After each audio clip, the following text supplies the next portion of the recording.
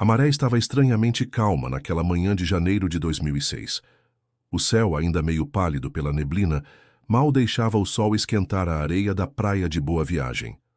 Pássaros sobrevoavam os arrecifes e o cheiro de maresia se misturava ao barulho suave das ondas quebrando. Entre famílias que armavam guarda-sóis e vendedores gritando água de coco, duas crianças corriam em círculos pela beira da água. Rafael e Isadora tinham 7 anos e carregavam aquela energia elétrica de quem parece ter nascido com o vento no corpo. Gêmeos idênticos apenas na aparência. Os dois tinham olhos cor-de-mel e cabelos cacheados até os ombros, mas de personalidades quase opostas. Rafael era impulsivo, risonho, sempre inventando jogos. Isadora era metódica, observadora, do tipo que desenhava no chão com um graveto antes de entrar no mar. Naquele dia estavam especialmente animados. Era o primeiro fim de semana com os pais de folga e prometeram que ficariam ali apenas nas partes rasas. Luciana e Eduardo, os pais, se revezavam entre observar os filhos e montar o guarda-sol. O calor começava a ganhar força e Luciana sugeriu que eles viessem comer algo. Os dois, como sempre, ignoraram o chamado e continuaram na beira da água. Eduardo riu. Deixa, daqui a pouco eles cansam e voltam. Mas não voltaram. Foram segundos. Luciana virou para pegar a bolsa térmica e quando voltou os olhos para o mar, só viu areia. Nada das pegadas pequenas, nada das risadas, nada dos gêmeos. Apenas o vazio. Um aperto no peito fez com que ela largasse tudo e corresse em direção ao mar, chamando por eles em desespero. Eduardo veio logo atrás, tentando enxergar mais além da espuma branca. Pessoas começaram a notar o desespero e se aproximaram. Um salva-vidas foi alertado. Buscas começaram na mesma hora. Mergulhadores vasculharam o entorno dos arrecifes, helicópteros sobrevoaram a região. Nas primeiras 24 horas, a praia virou centro de operações com barreiras, tendas, cães farejadores. Mas nenhum sinal dos gêmeos. Os jornais estamparam as manchetes. Mistério na praia de Boa Viagem. Irmãos desaparecem sem vestígios. Durante semanas, o caso foi tema central em programas de TV, rádios e portais. Teorias surgiram. Afogamento, sequestro, fuga. Nenhuma fazia sentido completo. Os corpos não apareceram. Nenhum pedido de resgate. Nenhuma pista concreta. Enquanto as autoridades esgotavam recursos, Luciana mergulhava cada vez mais fundo na dor. Passava as noites sentada no quarto das crianças, revivendo vídeos antigos e apertando contra o peito uma camisa da filha. Eduardo, por outro lado, buscava manter a lucidez. Entrou em grupos de busca, contratou detetives e passou a frequentar o mar como um ritual silencioso. Nos meses seguintes, os cartazes com os rostos dos gêmeos começaram a desbotar nos postes. A cidade seguiu seu ritmo. As pessoas voltaram a frequentar a praia. As barracas reabriram. As risadas voltaram à areia. Mas para Luciana e Eduardo, o tempo havia parado em 2006. 18 anos depois, as marcas permanecem invisíveis à maioria. Mas há quem ainda olhe para o mar e se lembre. Há quem nunca tenha esquecido. E você? Também quer saber o que realmente aconteceu com Rafael e Isadora naquele dia? Então inscreva-se agora no canal e ative as notificações. Porque o que vem a seguir vai mexer com tudo o que você acredita sobre o caso. Luciana passou a primeira noite após o desaparecimento sem dormir. Sentada no chão do quarto dos filhos, entre brinquedos espalhados e desenhos colados nas paredes, ela repetia baixinho os nomes deles como uma oração. Rafa, Isa, Rafa, Isa. Eduardo tentou convencê-la a descansar, a comer algo, mas ela não ouvia.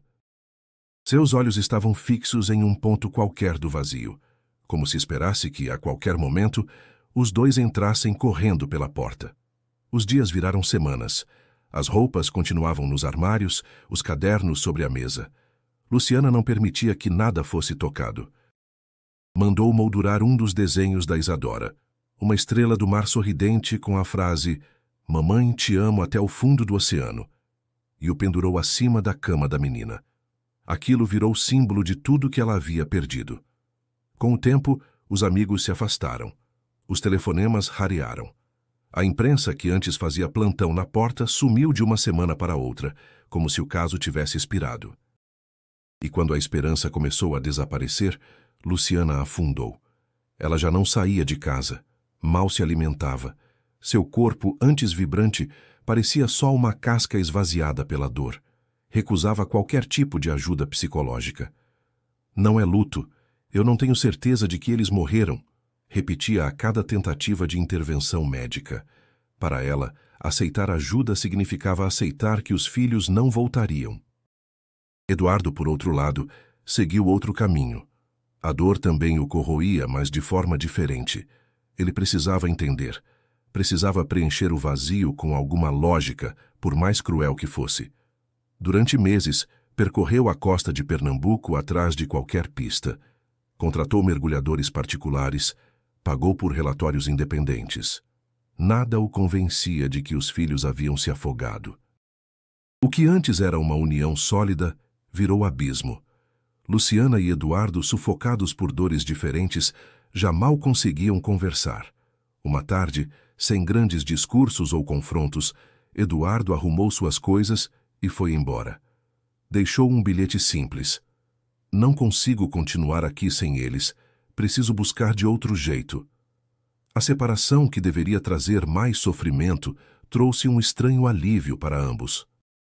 Luciana pôde se recolher ainda mais. Eduardo pôde se lançar numa busca obsessiva sem se sentir culpado. Os dois viviam em silêncios distintos, mas igualmente profundos. Com o passar dos anos, Eduardo desenvolveu uma ligação quase ritualística com o mar. Começou a praticar mergulho, primeiro como uma tentativa de se aproximar do local do desaparecimento, depois como uma necessidade. A cada mergulho, ele dizia a si mesmo que estava mais perto deles, mesmo que não encontrasse nada. Mergulhar virou rotina. Ele aprendeu a reconhecer correntes, formações rochosas, a ler o mar como quem lê um livro antigo. Tinha a sensação de que, um dia, o oceano devolveria alguma resposta, que não podia ter sido em vão. Já Luciana se apegava a objetos. No pescoço, sempre carregava um colar com um pingente de estrela do mar, igual ao desenho de Isadora. Dormia com uma pequena camiseta azul que Rafael gostava. Guardava na bolsa uma foto dos dois tirada na praia, no verão anterior ao desaparecimento. Cada objeto era um fio tênue que a mantinha conectada ao passado. 18 anos se passaram sem que qualquer novidade surgisse. As pessoas comentavam com pesar, mas com distância. Um caso triste, diziam. A vida continua, murmuravam. Mas para Luciana e Eduardo, ela não continuava.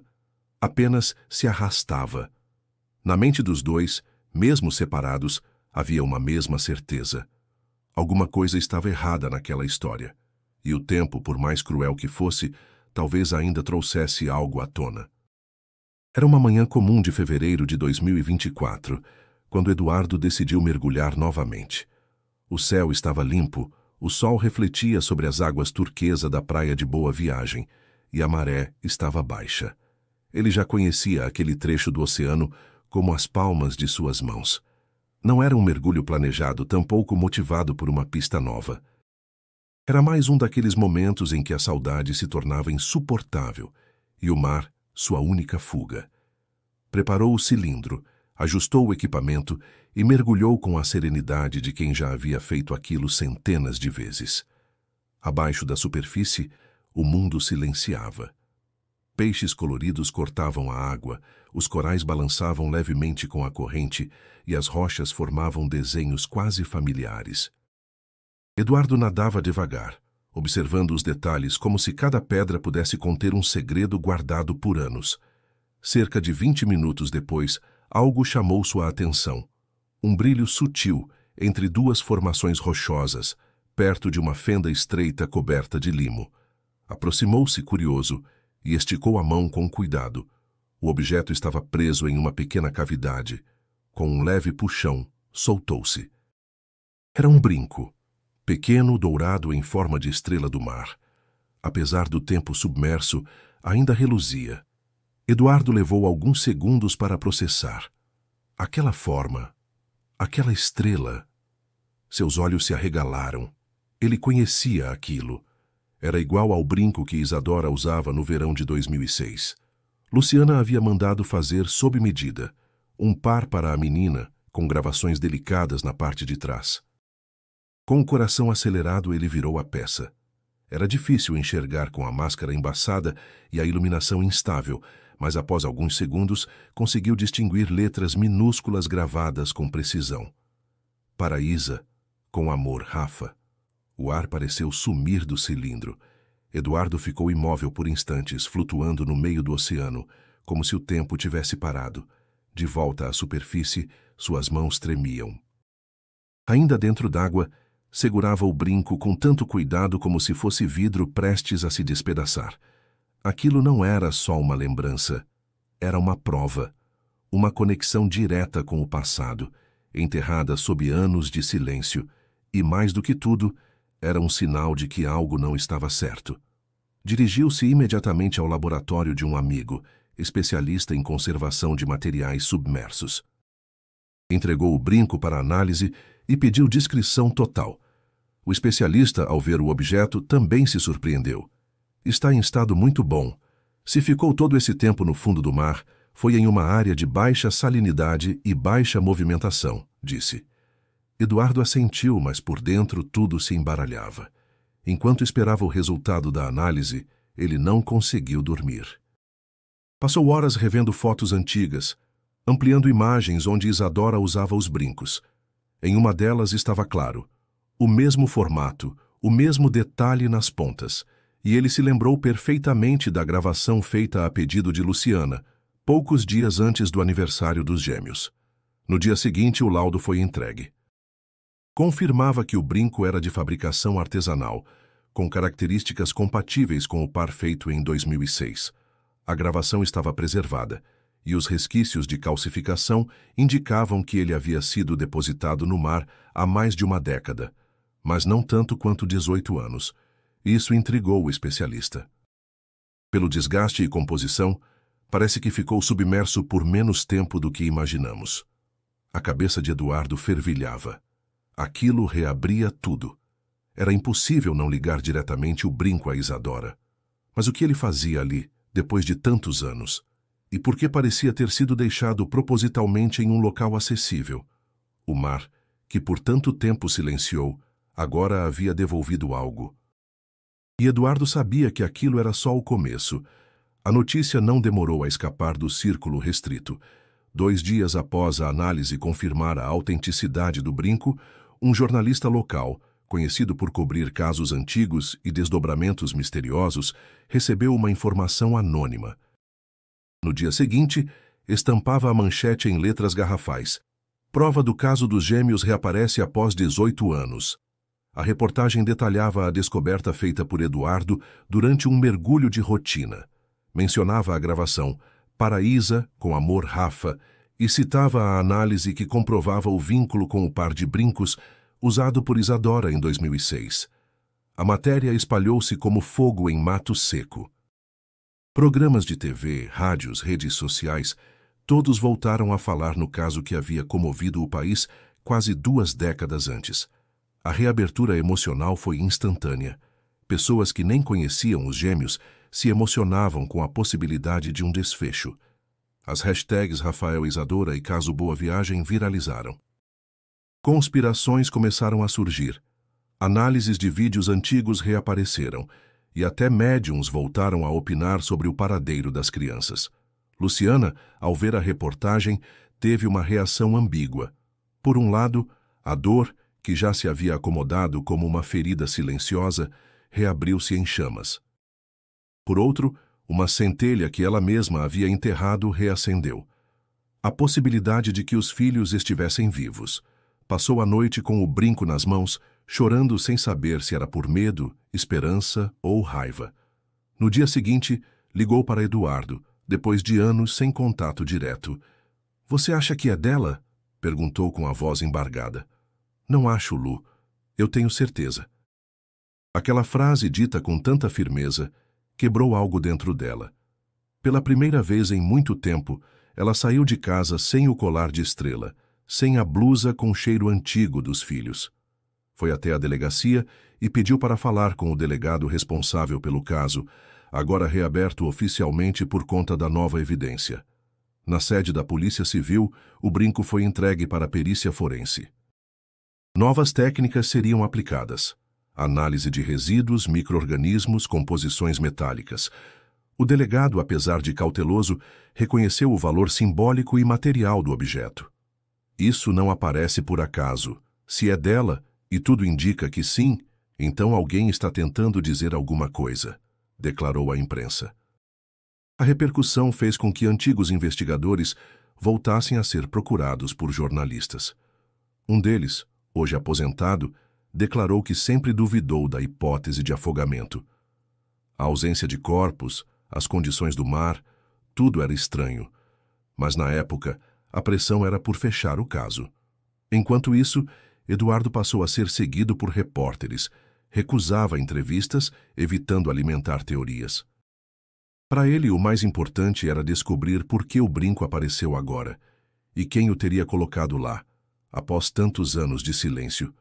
Sentia, no fundo, que alguém estava tentando se comunicar, mas de forma indireta, como se testasse os limites.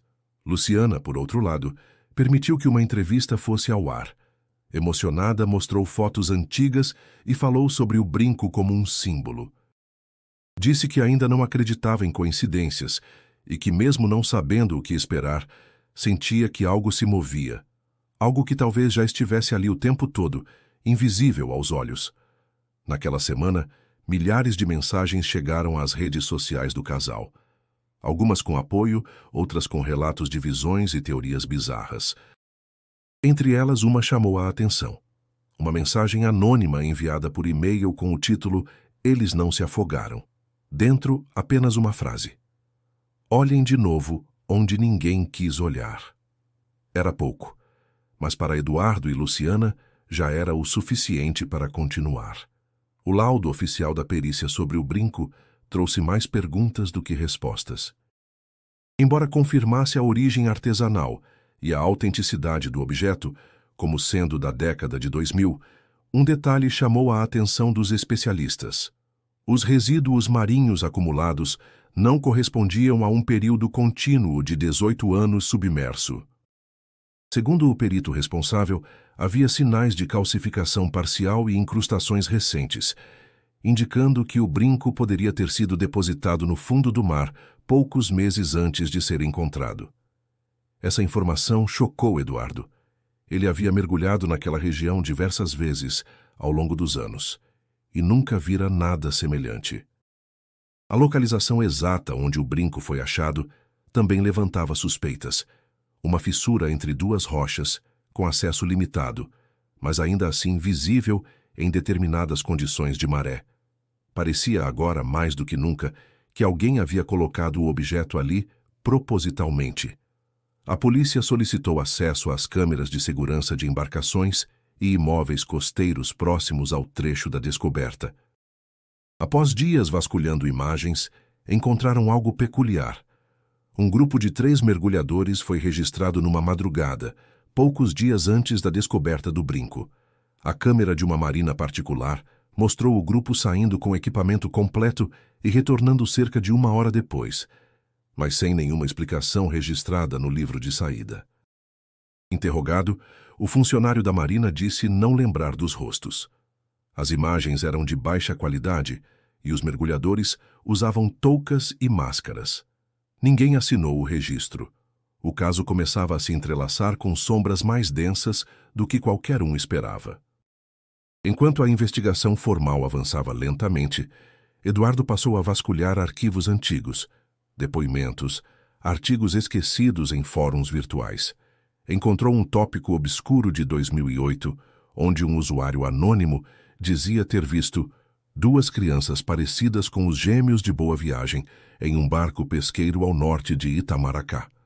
Na época, ninguém levou a sério. Mas agora, à luz dos novos acontecimentos, Até os relatos mais improváveis voltavam à superfície com novo peso. Luciana, cada vez mais envolvida, organizou todas as cartas, recortes e teorias que havia colecionado ao longo dos anos. Entre os papéis, encontrou algo que a fez estremecer. Uma carta deixada na caixa de correio meses após o desaparecimento. Sem remetente, escrita à mão, dizia apenas: "Nem tudo que o mar leva se afoga." Na época, ela pensou que fosse uma provocação cruel. Hoje soava como um aviso, talvez como um pedido de socorro. Decidiu entregar a carta à polícia junto com outros itens que nunca tinham sido considerados provas. Com a reabertura do caso ganhando força, um investigador aposentado, que acompanhou o caso em seus primeiros anos, procurou Eduardo. Homem reservado, de fala lenta, carregava no rosto as marcas do tempo e da frustração. Sentou-se com ele em um café e falou em voz baixa. Nunca consegui engolir aquela versão oficial. Lembro de um pescador que, na época, tentou falar comigo, mas foi ignorado. Disseram que era louco. Falava de gritos no mar de uma lancha que nunca devia estar ali. Dei ouvidos, mas fui silenciado. Eduardo ouviu tudo com atenção. O nome do pescador era Severino. Ainda vivia em uma vila próxima, afastada do centro e sem acesso à internet. Prometia saber mais, mas só contaria se confiasse em quem perguntasse. No dia seguinte, Eduardo e o ex-investigador foram até lá. Encontraram Severino sentado em frente a uma rede velha, costurando com mãos trêmulas. Quando ouviu o nome das crianças, parou. Seus olhos se encheram d'água. Respirou fundo e, após um longo silêncio, disse: "Eu vi, e guardei isso por tempo demais." Severino demorou para começar a falar. Seus olhos, encobertos por uma catarata incipiente, pareciam buscar no fundo da memória o momento exato em que tudo começou a se desenrolar. Sentado na varanda de sua casa de madeira, ele segurava um terço entre os dedos e falava pausadamente, como se cada palavra carregasse o peso de anos de silêncio. Naquele dia eu estava voltando do mar. Era cedo, umas 6 da manhã. O tempo estava virando. "Céu meio estranho, sabe?" disse olhando fixamente para Eduardo. Foi quando vi uma lancha branca passando rápido demais, cortando o mar de um jeito que não era de pescador. E atrás dela, um choro de criança. Eduardo se inclinou para a frente, atento. O ex-investigador fazia anotações, mas comedidamente, respeitando o ritmo de Severino. Achei esquisito, mas não falei nada. Dias depois soube dos gêmeos. Juntei as peças. Fui na delegacia, tentei contar, mas riram de mim. Disseram que o mar leva tudo, que eu devia parar de beber. Nunca mais falei disso. Perguntado sobre para onde a lancha seguia, Severino respondeu com uma expressão de incerteza, mas apontou para o horizonte, além das rotas comerciais, numa direção pouco comum. Aquele lado leva para umas ilhas menores, uns pedaços de terra que ninguém visita. Só pescador que conhece. Foi aí que Eduardo e o ex-investigador decidiram consultar mapas náuticos detalhados. No litoral entre Recife e Fernando de Noronha, havia pequenas ilhotas ignoradas por guias turísticos e até pela maioria das embarcações comerciais. Uma delas, em especial, chamou a atenção: a Ilha das Pedras Negras. Aparentemente inabitada, com difícil acesso, ela surgia raramente em relatórios oficiais, mas em um deles, datado de 2004, constava o registro de uma estrutura construída por uma empresa de mergulho extinta pouco depois. "Ninguém mais vai lá. Dizem que o mar em volta é traiçoeiro", comentou o ex-investigador. Mas se alguém quisesse esconder algo, seria o lugar ideal. Eduardo não pensou 2 vezes. Voltou para casa, organizou seu equipamento e ligou para um velho conhecido da época em que fazia expedições subaquáticas. Carlos, um experiente marinheiro, relutou no início. Disse que conhecia a fama daquela área e que poucos ousavam se aproximar. Mas ao ouvir o motivo, aceitou. "Por essas crianças eu vou, mas saiba que o mar ali é bravo. Vai ter que estar preparado." Luciana foi avisada da viagem. Apesar do medo, não tentou impedir. Pelo contrário, entregou a Eduardo uma pulseira feita por Isadora, que ela guardava desde o sumiço.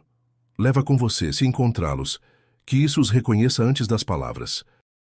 Na manhã da partida, Eduardo e Carlos seguiram para o litoral, com destino à Ilha das Pedras Negras. O céu estava carregado e o vento soprava com força. Era como se o próprio mar alertasse que aquele caminho não seria simples. Durante a travessia, Carlos explicou que havia lendas sobre a ilha. Pescadores diziam ouvir vozes à noite, ver luzes que vinham do mar e sumiam sem explicação. Alguns falavam em fantasmas, outros em contrabandistas, mas ninguém tinha provas. Tudo era contado em sussurros, como uma história que só se mantinha viva por medo. Após horas navegando contra o vento, a silhueta escura da ilha surgiu no horizonte. Rugosa, cercada por rochas pontiagudas e vegetação densa, ela parecia mais um aviso do que um abrigo. Eduardo sentiu um frio que não vinha do vento. Era o pressentimento de que, ao pisar ali, talvez não houvesse volta. Mas também era o mais perto que já estivera da verdade, e isso era tudo o que ele precisava. Ao chegar à Ilha das Pedras Negras, Eduardo teve a impressão de que o tempo ali se comportava de forma diferente. O céu parecia mais denso e o ar mais pesado. Carlos manobrou o barco com habilidade entre rochas afiadas, até ancorar em um ponto seguro. Nenhum som além do vento e do vai e vem das ondas quebrando nos paredões de pedra. A mata era espessa, quase sufocante. Caminhar pela trilha improvisada exigia atenção, mas Eduardo não se distraiu.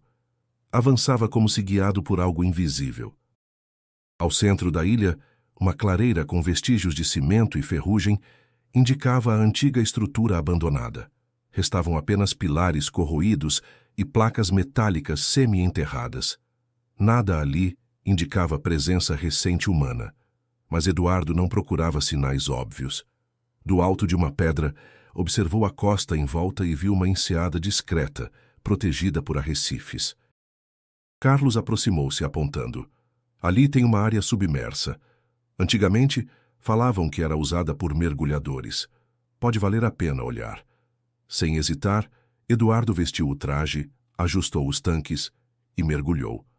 A água era mais escura ali. Os arrecifes filtravam a luz, criando uma penumbra constante. O fundo era irregular, com fendas estreitas e grutas naturais. Ele mergulhou por entre elas com movimentos calmos e atentos. Após 15 minutos de exploração, algo prendeu sua atenção. Uma corrente fina, parcialmente coberta por sedimentos, estava enroscada em um coral. Puxou-a com cuidado. Era uma corrente infantil com contas coloridas, como as que vendiam em feiras artesanais. Uma peça de plástico pendurada tinha a letra R. Eduardo sentiu um baque. Aquilo não era coincidência. Uma criança passou por ali.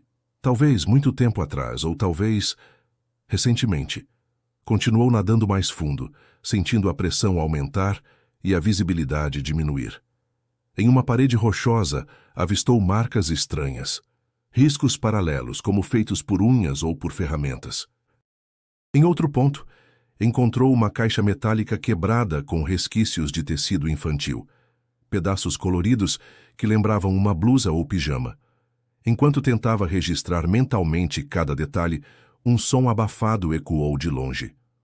Um tipo de batida. 3 toques ritmados, depois silêncio. Eduardo parou, o coração disparado. Ajustou o foco da lanterna, mas nada viu. Pensou ter sido alucinação causada pela tensão, mas então ouviu de novo. 3 toques. Depois 2. Depois 3 novamente. Sinais. Eduardo seguiu a direção dos sons, mas à medida que se aproximava, o silêncio retornava. Como se o mar brincasse de esconder. A sensação de estar sendo observado crescia.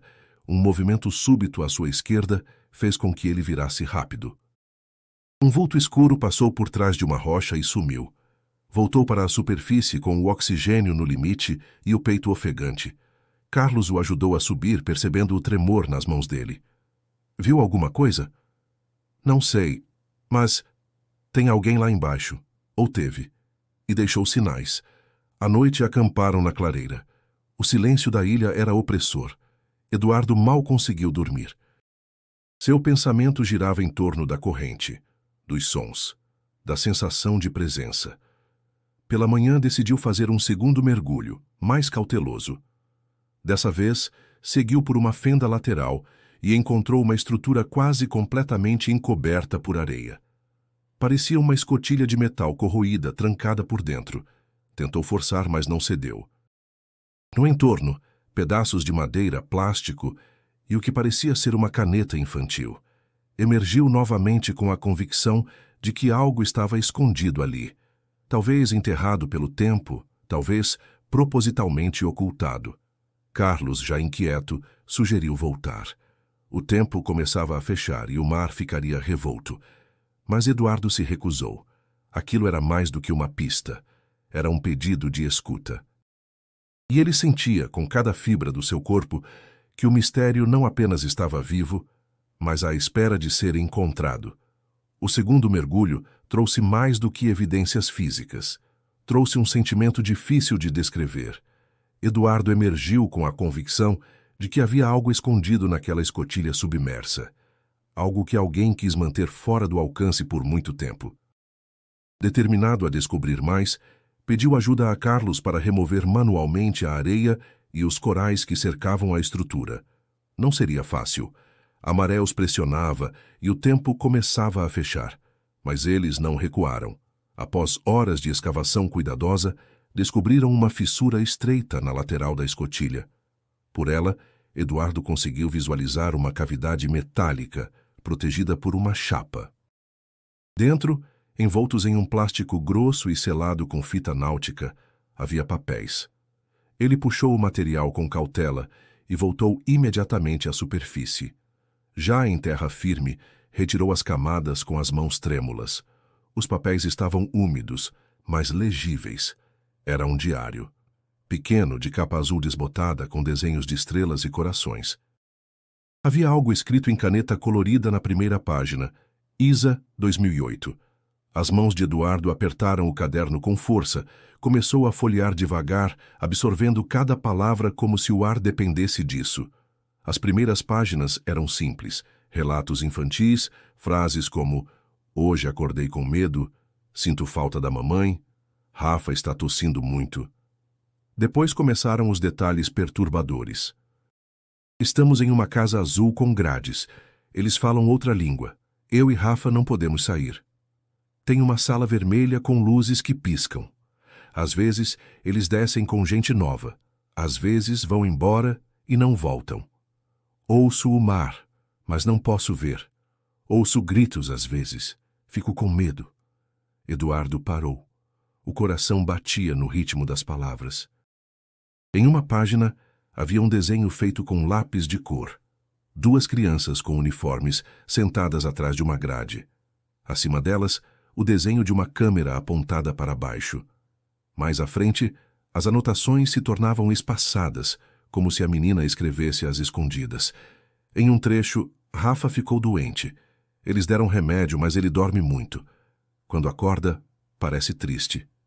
Vi uma mulher chorar. Ela me deu uma pulseira e disse para eu nunca esquecer quem eu sou. Um dia vou sair daqui. Eu prometo para mim mesma. A mamãe vai saber. Havia ainda códigos aleatórios, rabiscos, datas confusas. Em uma das folhas finais, Isadora escreveu: "Eles dizem que vão nos levar não sei para onde, mas eu vou lembrar. Eu vou lembrar de tudo." Eduardo não conseguia conter as lágrimas. Aquelas palavras escritas com tanto medo e tanta esperança eram a prova viva de que sua filha havia estado presa, de que ela havia tentado deixar sinais, e mais do que isso, que ela ainda poderia estar viva. Carlos observava em silêncio. Quando Eduardo terminou de ler, só conseguiu dizer: "Ela estava aqui, de verdade." A noite caiu densa sobre a ilha. Nenhum som vinha da mata. Eduardo guardou o diário dentro de uma sacola selada, decidido a levá-lo direto à polícia. Mas antes disso, precisava terminar de vasculhar aquela área. Sabia, instintivamente, que mais coisas poderiam estar escondidas: objetos, nomes, pistas. No último trecho do diário, Isadora desenhou uma estrela do mar com uma lágrima caindo de um dos olhos. Ao lado escreveu: "Se você encontrar isso, por favor, me ache também." A dor de Eduardo não era mais uma ferida, era um chamado.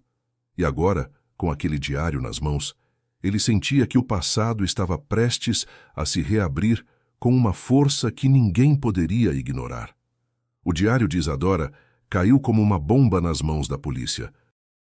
Após a entrega formal feita por Eduardo, uma equipe de investigação foi formada imediatamente para validar as informações.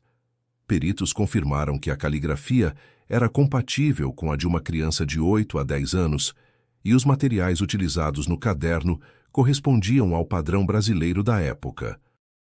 Mais do que isso, a análise revelou traços de areia fina e partículas de sal que condiziam com o ambiente marítimo da Ilha das Pedras Negras. Mas o que realmente abalou os investigadores foi o conteúdo. Os relatos de cativeiro, menções a outras pessoas sendo levadas e referências indiretas a instalações com câmeras, salas vermelhas e vigilância contínua, tudo apontava para algo muito maior do que um simples desaparecimento. Havia padrão, havia estrutura, havia operação.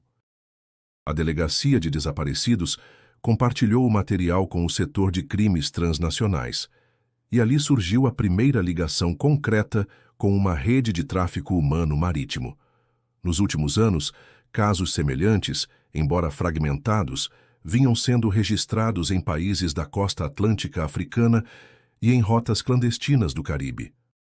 Crianças retiradas de praias públicas, sem rastros, e levadas por barcos rápidos para locais isolados, antes de serem transferidas para destinos finais desconhecidos. Com base no diário, peritos conseguiram identificar nomes rabiscados nas margens de algumas páginas. Alguns deles correspondiam a registros reais de crianças desaparecidas entre 2004 e 2010. Um deles, inclusive, era de um menino desaparecido em Salvador, cujo caso nunca foi resolvido. A coincidência era grande demais para ser ignorada. O delegado responsável reuniu provas e conseguiu autorização judicial para acessar arquivos de ONGs que atuavam na região na década de 2000. Uma delas chamou a atenção: a Fundação Horizonte Vivo, uma instituição internacional que alegava oferecer assistência a comunidades ribeirinhas e apoio a crianças em situação de risco. Seus registros indicavam presença ativa em Recife entre 2004 e 2007. Curiosamente, encerrou atividades de forma abrupta no ano seguinte ao desaparecimento dos gêmeos, alegando falta de apoio logístico. Eduardo passou a investigar por conta própria os antigos envolvidos com a fundação. Encontrou um nome que se repetia em diferentes relatórios: Álvaro Freitas, ex-policial civil e, posteriormente, coordenador logístico da ONG. Seu histórico era suspeito. Antes de se envolver com a organização, havia sido afastado da corporação por supostas ligações com grupos de contrabando. As acusações nunca foram formalizadas. Localizar Álvaro levou semanas. Morava agora em uma cidade pequena do interior, onde dizia viver da aposentadoria. Quando Eduardo bateu à sua porta, fingiu surpresa. Disse não lembrar do caso, minimizou o papel da ONG e alegou que as atividades na costa eram inofensivas. Mas seus olhos contavam outra história. Evitava contato visual, mudava de assunto rapidamente e gaguejava quando confrontado com os nomes do diário. Após insistência, confessou que sim, coordenou embarques com voluntários. Sim, conhecia a Ilha das Pedras Negras, mas negou qualquer envolvimento com crianças ou práticas ilegais. Meu trabalho era com logística. Eu entregava material, só isso. A conversa foi gravada por Eduardo e entregue à polícia. Dias depois, a casa de Álvaro foi revistada. Em um compartimento oculto da garagem, encontraram documentos antigos, fotos deterioradas e um pendrive. No conteúdo digital, planilhas criptografadas e mapas com marcações costeiras. Em uma das pastas, havia registros de embarcações sem registro fiscal, com datas coincidentes com os desaparecimentos investigados. Estava claro que Álvaro sabia mais do que dizia, e com ele, possivelmente, mais nomes surgiriam. O padrão estava formado. Havia uma rede. uma estrutura que operava há anos em silêncio. E, de alguma forma, os gêmeos estavam no centro dessa teia. A cada nova descoberta, Eduardo sentia que a história deixava de ser sobre perda e começava a se tornar sobre verdade. Uma verdade enterrada há anos, mas que agora, finalmente, começava a emergir. Com os dados obtidos na casa de Álvaro Freitas, a investigação deu um salto. Um dos mapas digitais marcava uma coordenada em alto mar, entre o arquipélago de Fernando de Noronha e a costa nordeste. Ali, com imagens de satélite recentes, os peritos localizaram uma estrutura esquecida, um conjunto de edificações de concreto, já em ruínas, escondido pela vegetação de uma pequena ilha sem nome oficial, mas que os arquivos antigos da ONG chamavam de Estação Azul. Eduardo foi informado imediatamente. Ao ver a imagem ampliada do local, sua respiração travou. A construção central, embora parcialmente coberta, tinha o formato exato descrito por Isadora no diário. A Casa Azul com grades. Era real, ela existia, e pela primeira vez ele sentia que a filha não apenas falava a verdade, ela havia deixado um mapa com palavras. A Polícia Federal autorizou uma missão em caráter emergencial. Com o apoio de peritos forenses, mergulhadores e especialistas em operações em áreas remotas, o grupo partiu em silêncio, evitando qualquer divulgação à imprensa. A embarcação ancorou próximo à ilha ao amanhecer. Eduardo acompanhava a missão, autorizado como observador, mas mantido a certa distância por segurança. Ao desembarcarem, os agentes encontraram um cenário de abandono recente. Paredes cobertas por vegetação, ferragens retorcidas, portas arrancadas. Mas havia sinais claros de ocupação anterior. No interior da construção principal, localizou-se um dormitório com múltiplas camas infantis, todas dispostas em fileiras. Algumas ainda tinham lençóis puídos, cobertores coloridos, brinquedos de plástico envelhecidos. Nas paredes, rabiscos feitos com giz e lápis, estrelas do mar, peixes, nomes próprios repetidos em diferentes cores. Em um canto, uma parede inteira com marcas de contagem, riscos agrupados de 5 em 5, como se alguém marcasse os dias, ou os anos. Em outra sala, um painel quebrado com câmeras de segurança fora de funcionamento. Próximo dali, o que parecia ser uma enfermaria improvisada, com restos de medicamentos, seringas e fichas com nomes codificados. Havia indícios claros de atividade organizada, controle e isolamento forçado. Um agente, ao abrir um compartimento sob o piso, encontrou caixas lacradas com etiquetas da Fundação Horizonte Vivo. Dentro delas, material escolar, remédios vencidos e cadernos de atividades nunca usados. Em uma das caixas, colado à tampa, havia um desenho infantil, 2 crianças em um barco, com olhares tristes, cercadas por água. Tudo aquilo era mais do que uma prova. Era um santuário da dor. Um retrato silencioso da ausência e da resistência. A equipe trabalhou por horas catalogando tudo. E embora o local estivesse vazio, havia sinais recentes de evacuação. Marcas de pneu na areia, restos de comida ainda fresca, garrafas de água com datas próximas. Alguém saiu daqui há poucos dias, constatou um dos agentes. Eles sabiam que viríamos. Essa constatação calou fundo em Eduardo. Significava que ainda havia movimentação, que quem estava ali ainda agia nas sombras. Mas também significava que seus filhos, ou um deles, talvez ainda estivessem em movimento. Em um dos dormitórios, uma descoberta cortou o silêncio. Um dos agentes encontrou uma pequena caixa metálica, trancada, escondida sob o colchão da última cama.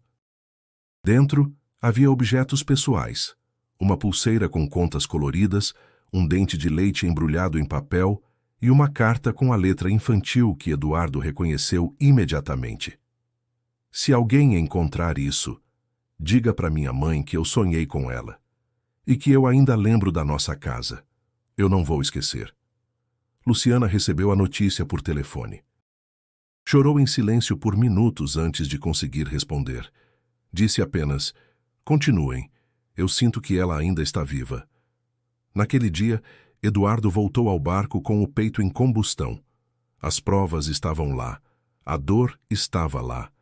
Mas, acima de tudo, a verdade, pela primeira vez, começava a vencer o silêncio. O mar ainda escondia segredos. E Eduardo sabia que, mesmo com a descoberta da Estação Azul, algo mais estava por vir. O instinto dizia que o oceano ainda tinha algo a revelar. Por isso, ao amanhecer do terceiro dia, voltou ao ponto onde havia encontrado a escotilha. Queria investigar novamente, com mais calma e profundidade. Mergulhou com equipamentos aprimorados, desta vez com uma lanterna de longo alcance e uma câmera subaquática presa ao peito. Vasculhou cada canto do entorno, entrando em fissuras estreitas, contornando os corais, examinando o fundo com paciência. Foi quando viu algo parcialmente encoberto pela areia, encostado em uma rocha inclinada. Era uma pequena câmera à prova d'água, do tipo usada por mergulhadores. Estava presa a uma presilha solta, com algas finas grudadas nas bordas. Eduardo retirou-a cuidadosamente e retornou à superfície, com o coração acelerado. Na base, ainda havia um cartão de memória intacto. De volta à base de apoio da Polícia Federal, os técnicos fizeram a leitura dos dados. O conteúdo era extenso, mas boa parte estava corrompida. Somente um vídeo permaneceu íntegro. Foi exibido em silêncio absoluto. A imagem tremia. O ambiente era escuro, mas uma luz fraca iluminava o rosto de uma adolescente de olhos grandes e expressão cansada. Seu cabelo estava preso em um coque improvisado e havia manchas roxas discretas no pescoço. Ao fundo, uma parede metálica e sons indistintos de água pingando. Ela começou a falar devagar, em português entrecortado por palavras em outra língua, talvez francês ou inglês. Dizia-se chamar Isadora. Olhava direto para a câmera. Eu sou a Isa. Fui levada com meu irmão Rafael quando a gente tinha 7 anos. A gente não se afogou. Eles mentiram. A gente estava na praia e depois tudo apagou. Fez uma pausa longa. Os olhos marejaram, mas ela continuou. Eles separaram a gente em 2010. Eu fiquei aqui. Ele foi para o outro lugar. A gente prometeu que ia lembrar da mamãe e do papai. Se você estiver vendo isso, por favor, nos procure. Atrás dela, um jovem aparece brevemente.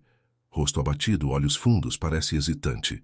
Ela olha para ele e diz: Rafa, fala algo. Fala pro papai que a gente lembra. Ele apenas balança a cabeça. Em voz baixa, responde: A gente tá aqui.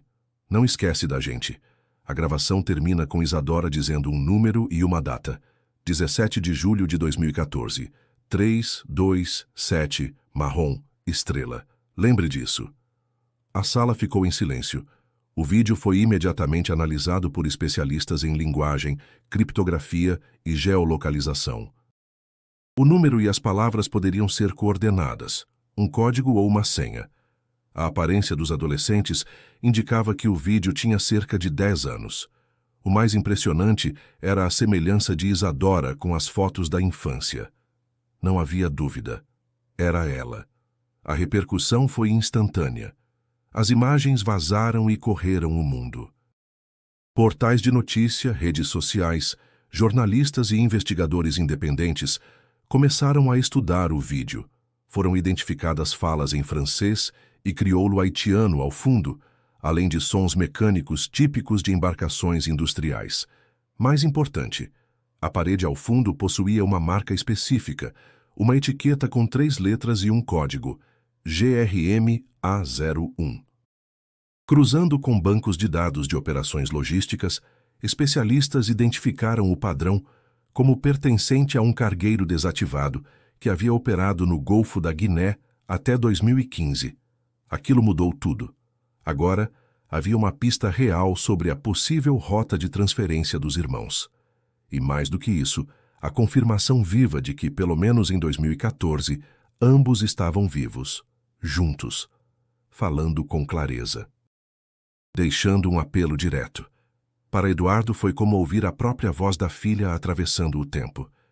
Eu te achei, Isa, sussurrou ele diante da tela. Agora é você quem vai ser encontrada.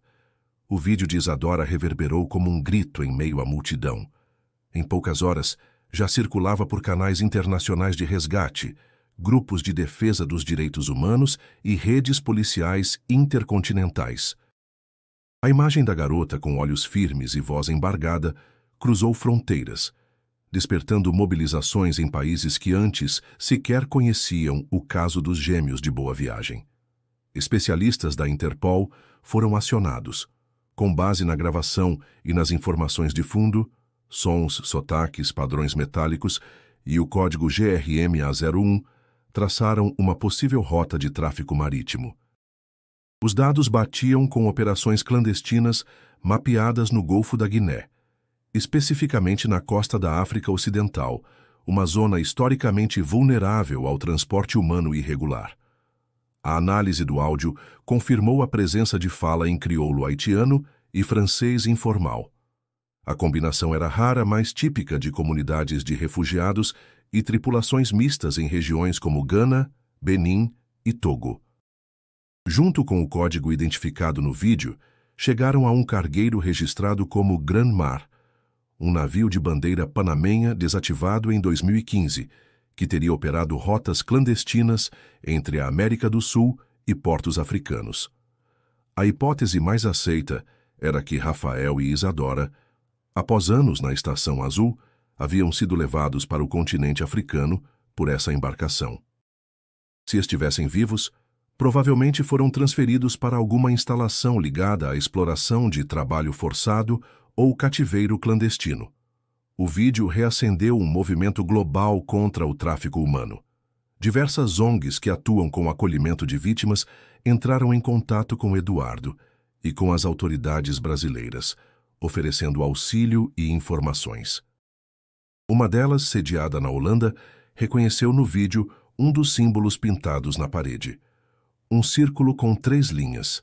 Segundo registros da ONG, esse símbolo era usado por um grupo criminoso baseado na África para identificar crianças isoladas e intransferíveis.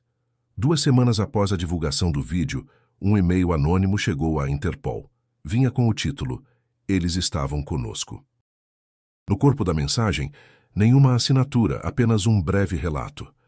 Dizia que Isadora havia passado por um centro de trânsito no interior de Gana entre 2016 e 2017, que fora transferida posteriormente, mas deixou um colar para trás com um nome gravado. O informante ainda descrevia uma marca de nascença, atrás da orelha esquerda, batendo com o que constava no dossiê dos gêmeos. A equipe de investigação tratou o relato com cautela, mas não ignorou. Cruzaram informações com bancos médicos locais e registros de ONGs que haviam atendido jovens naquela região. Após uma semana de buscas, encontraram o que pode ter sido a confirmação. Uma ficha médica incompleta, datada de 2017, atribuída a uma jovem chamada Isana, idade estimada de 18 anos, com alergia à penicilina e histórico de tosse crônica. O documento citava acompanhamento psicológico e contenção por trauma. Eduardo foi informado da descoberta com uma frase direta: "Temos uma pista concreta." E um possível nome novo. Enquanto isso, em Recife, Luciana acompanhava tudo com o coração em pedaços. As noites se tornaram longas demais. Revivia cada memória, cada cheiro, cada detalhe dos filhos. Agora, mais do que nunca, sua esperança se tornava aguda. Não era mais uma espera passiva. Era uma contagem regressiva. Em paralelo, as autoridades brasileiras intensificaram a cooperação internacional. O governo de Gana foi notificado oficialmente e autorizou a presença de uma delegação especial em território local para apurar as informações. E então, como se o destino conspirasse a favor, uma mulher entrou em contato com o consulado brasileiro em Accra. Seu nome era Ebeli, ex-funcionária de uma casa de acolhimento infantil desativada em 2019. Disse ter visto uma jovem de olhos tristes que falava português com sotaque de criança e que repetia sempre 2 nomes, Rafa e mamãe. Era tudo o que Eduardo precisava para partir. O avião pousou em Accra sob um céu nublado. Eduardo desceu com o coração em torvelinho. Cada passo naquele novo continente trazia consigo o peso de 18 anos de silêncio, saudade e incerteza. Não era uma viagem qualquer. Era a travessia que separava a dor da resposta. A delegação brasileira foi recebida por autoridades locais e por representantes da Interpol. Ebele, a mulher que havia entrado em contato com o consulado, aguardava à frente, visivelmente emocionada. Ao ver Eduardo, levou a mão ao peito.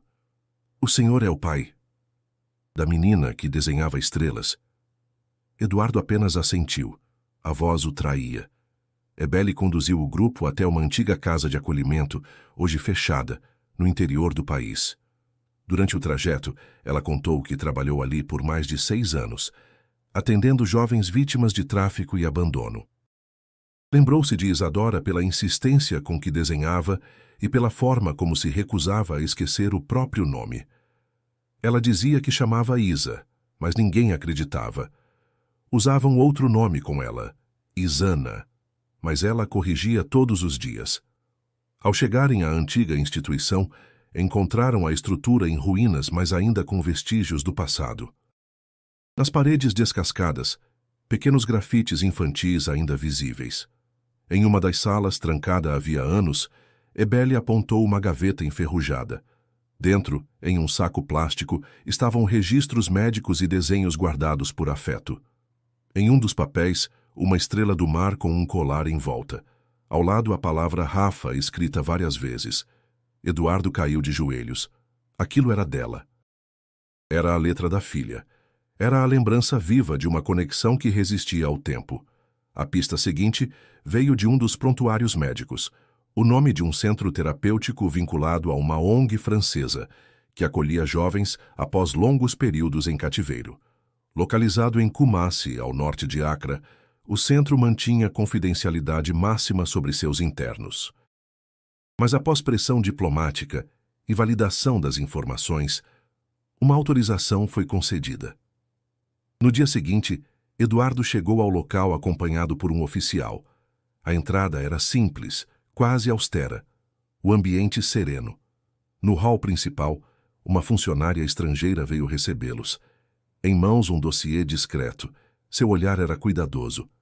"Temos um jovem sob nossa tutela desde 2019. Apresenta sintomas de dissociação, trauma e dificuldade de fala em português. Ele nunca disse o nome completo, mas repete uma palavra com frequência, estrela, e carrega um colar no pulso com as letras I e E entrelaçadas." Eduardo sentiu as pernas fraquejarem. Foi conduzido por um corredor até uma sala reservada. Sentado ao fundo de costas, um rapaz magro observava o jardim pela janela. Seu cabelo era crespo, os ombros encurvados. O silêncio dominava a cena. Até que Eduardo, com a voz rasgando por dentro, disse: "Rafa?" O jovem virou-se devagar. Os olhos, fundos, demoraram alguns segundos para focar. Mas ao ver o rosto de Eduardo, congelou. A mão direita, tremendo, levou-se ao peito onde o colar pendia. "Papai?" perguntou em voz quase inaudível. Eduardo caminhou até ele com lágrimas escorrendo sem dizer nada.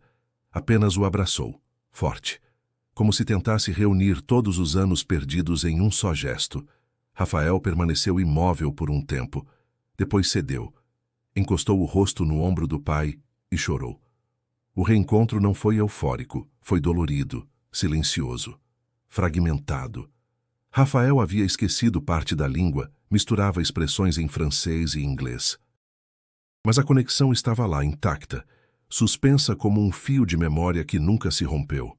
Com calma, contou que Isadora havia sido levada antes dele, que chorou por meses, tentando manter o nome dela vivo na própria mente. Disse que, um dia, uma mulher deu a ele o colar com as letras dela, e ele prometeu nunca tirar. Eduardo segurou aquele colar como se fosse o próprio coração. E agora, sabia o que precisava fazer. Rafael permaneceu em silêncio por horas após o reencontro.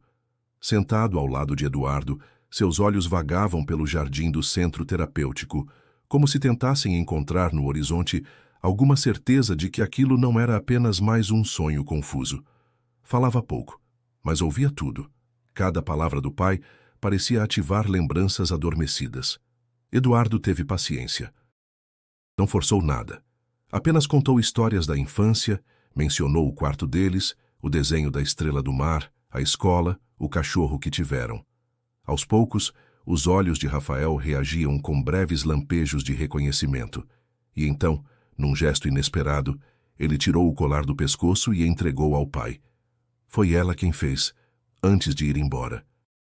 O objeto era simples, feito de fio trançado, com duas contas de madeira esculpidas. Em uma, a letra I, na outra, a letra R. Eduardo segurou o colar com reverência. Naquele instante, teve a certeza de que Isadora também estava viva. Rafael não teria guardado aquilo por tanto tempo se não acreditasse nisso. Você sabe onde ela está agora? Perguntou com a voz baixa. Rafael hesitou. Fechou os olhos. Disse que a última vez que a viu foi há mais de 5 anos, quando um grupo chegou ao local onde estavam mantidos. Homens desconhecidos separaram os dois, dizendo que a menina seria enviada para outro centro. Ninguém explicava nada, só mandavam calar. Ela chorou, mas disse que ia deixar pistas. Disse que a estrela ia me proteger. A equipe da Interpol, informada sobre os relatos, ativou um protocolo de busca ampliada. Com base nos depoimentos de Rafael e nos registros do centro anterior, foi possível identificar um padrão de deslocamento de vítimas entre centros clandestinos que passavam por Gana, Nigéria e, mais recentemente, países asiáticos onde redes de tráfico haviam migrado suas operações após o aumento da vigilância africana. Eduardo insistiu para acompanhar a nova etapa. Mesmo exausto, não queria esperar. Sabia que a janela de oportunidade era estreita e que cada segundo poderia significar um novo desaparecimento. Enquanto isso, Rafael recebeu apoio intensivo de psicólogos e tradutores. Começou a recuperar palavras em português, a reconstruir memórias. Uma noite contou que Isadora havia deixado, além do colar, um nome escrito num pedaço de pano: Safira. Ele não sabia o que significava, mas lembrava que ela dizia: se um dia te perguntarem por mim, fala Safira, eles vão entender. A palavra, entregue à Interpol, foi cruzada com nomes de operações conhecidas e apelidos usados por vítimas. Surpreendentemente, bateu com o nome de um programa sigiloso de reintegração humanitária na Malásia. Era uma iniciativa informal, operada por voluntários, para dar abrigo a jovens resgatados de cativeiros na região do Sudeste Asiático. A ligação foi imediata. Uma moça chamada Safira havia sido acolhida em Kuala Lumpur no início de 2023, com documentos falsos e nenhuma memória formal do passado. Seu perfil coincidia em idade, traços faciais e histórico de trauma. Não falava português, mas tinha o hábito de desenhar estrelas e escrever Isa, repetidamente em folhas soltas. Ao receber a notícia, Eduardo caiu em prantos. Não havia dúvidas. Era ela, sua filha, viva, em outro continente, do outro lado do mundo, mas viva. A operação de contato foi iniciada com extremo cuidado. Ainda era preciso confirmar identidade, realizar testes de DNA, garantir segurança. Mas o primeiro passo já estava dado. No fim daquela semana, Rafael olhou para o pai com olhos firmes.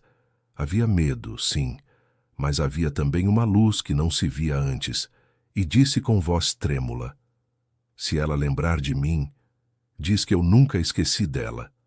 Eduardo segurou a mão do filho com força. Ela vai lembrar, Rafa, porque vocês dois são parte um do outro. E agora, nada mais vai nos separar. Os meses seguintes foram marcados por uma mistura de esperança, ansiedade e paciência. O reencontro com Rafael já havia mudado tudo, mas a espera por Isadora ainda era um teste diário para Eduardo e Luciana. Finalmente, em uma manhã chuvosa, chegou a confirmação. O exame de DNA de Safira, a jovem acolhida na Malásia, era compatível com Isadora Duarte. Não havia mais dúvida.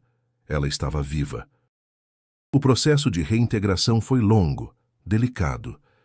Profissionais de saúde mental acompanharam cada passo. Isadora, aos poucos, foi redescobrindo o português, as lembranças da infância, os rostos dos pais e do irmão. Quando viu a pulseira que ela mesma havia feito anos antes, guardada por Rafael, chorou como se todo o tempo perdido desaguasse em um só instante. Era o fim de um ciclo de dor e o começo de outro, o da reconstrução. O reencontro dos quatro foi silencioso, marcado por abraços demorados, olhares carregados de memórias e a certeza de que o impossível, enfim, tinha acontecido. O quarto das crianças, mantido intacto por Luciana, se encheu novamente de vida, mas agora com cicatrizes e novas promessas.